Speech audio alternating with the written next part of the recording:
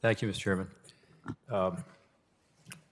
First, I want to thank you and Senator Crapo for holding this hearing. It's really important, and I want to start by just three quick thoughts about where we are in terms of Indo-Pacific trade. One is we have to recognize the importance of opening up foreign markets. That's sort of an obvious advantage of trade. Trade jobs pay about 16% more on average. 90% of consumers live outside of the United States. We need to make things in this country in order to take advantage of that, but that should be the objective. Second, I find it surprising that after passing USMCA with such an overwhelming bipartisan vote, the conclusion of a lot of people is that we should stop expanding trade at all. You know, if you look at the campaign that President Biden ran, one thing they said was, let's stop FTAs. That has always been very confusing to me. The Indo-Pacific Economic Framework, as was said earlier, does not include any new market access for U.S. exporters. I mean, I don't get that. Senator Carper just talked about that. It disappoints me because after decades and decades of debate, we finally developed what I thought was a pretty good paradigm that found consensus between industry, labor, ag, and others, and it's a template that we, should be using to move forward and improve our competitiveness. Instead, we're ceding market share to China. And Mr. Wessel acknowledged this in his testimony. We need to be engaged in the region, not just writing it off, and engaged in terms of opening up new market access. Third, when we talk about expanding trade, there's always a tendency to default to TPP. So it's either you're for trade promotion, you're for trade-specific partnership, or nothing. And we have to remember that that wasn't very popular on a bipartisan basis. It had some flaws, including its impact on the manufacturing sector here in this country. I think what we should be doing immediately is getting Japan into the fold.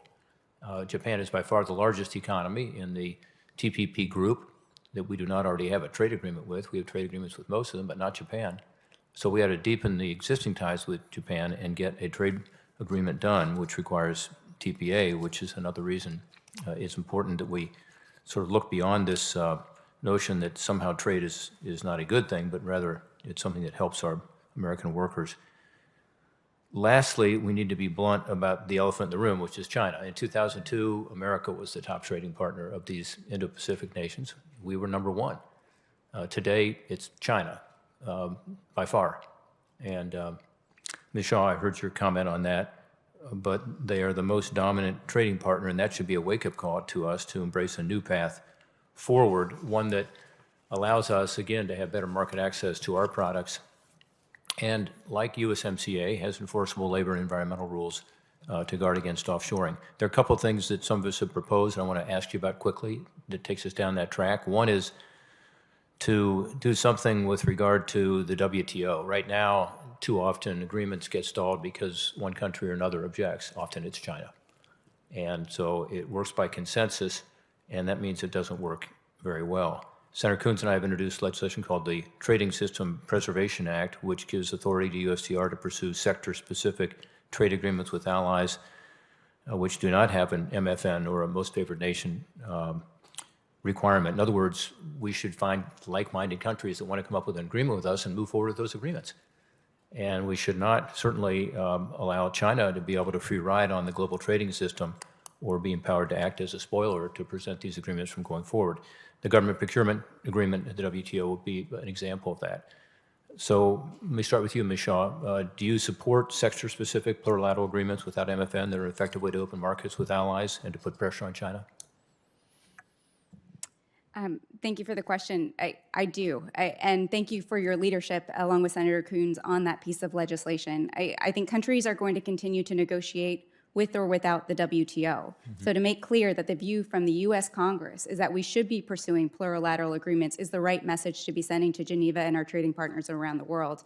But what I would say about plurilateral and sector-specific agreements is that we shouldn't be limiting ourselves to a single sector or a single topic to discuss. We should be negotiating across a broad range of plurilaterals so that we have the opportunity to make important trades across difficult issue areas. That's how we make progress. And I realize I'm talking to a former USTR about negotiations, so definitely defer to your experience. But I don't see how we can make significant progress just taking one issue at a time. I think we need to take a coalition of the willing and go deep on a certain set of issues that really reflect the challenges we're facing today. Yeah, I think that's a good observation because there are trade-offs between different sectors, and our legislation wouldn't be limited just to one specific sector, but it would be this notion that we don't have to have everybody on board because that's what's blocked progress in all kinds of things of environmental goods. I mean, why can't we come up with an agreement on that? Because, you know, one, or in that case, I think two countries object. Well, let's get the rest of us together and maybe do some trade-offs with some other areas and move forward to expand opportunities for trade and market openings. The other bill that we've been working on is called Level the Playing Field 2.0, and a number of members of this committee are co-sponsors of that legislation. Senator Brown and I are the original co-sponsors. And basically what it says is the reality is with Belt and Road in particular and with transshipments that China continues to game the international trading system, and we need to be responsive to that. That's the real world. So that legislation has new tools to combat some of these trade abuses. We now have 172 business trade associations and ag groups and unions that have endorsed the bill. It has a lot of support here on both sides of the aisle, including with Republicans, and it also passed the House as part of the Competes Act.